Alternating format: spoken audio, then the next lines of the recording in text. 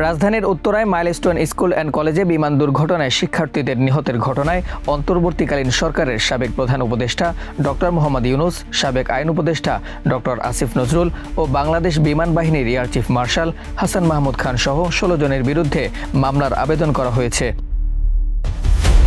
বৃহস্পতিবার ৭ মে সকালে ঢাকার মেট্রোপলিটন ম্যাজিস্ট্রেট আরিফুল ইসলামের আদালতে মামলাটির আবেদন করেন নিহত শিক্ষার্থী উক্কোসাইং মারমার বাবা ওসাইমুং মারমা।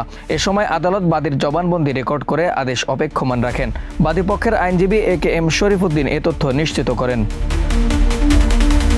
গত বছর ২১শে জুলাই দুপুরে মাইলস্টোন স্কুল অ্যান্ড কলেজের একটি দোতলা ভবনে বিমান বাহিনীর একটি প্রশিক্ষণ যুদ্ধ বিমান বিধ্বস্ত হয়। এ ঘটনায় মোট ৩৬ জন নিহত এবং ১২৪ জন আহত হয়। আবু সালেম মোহাম্মদ সাব্বির, প্রজন্ম ২৪।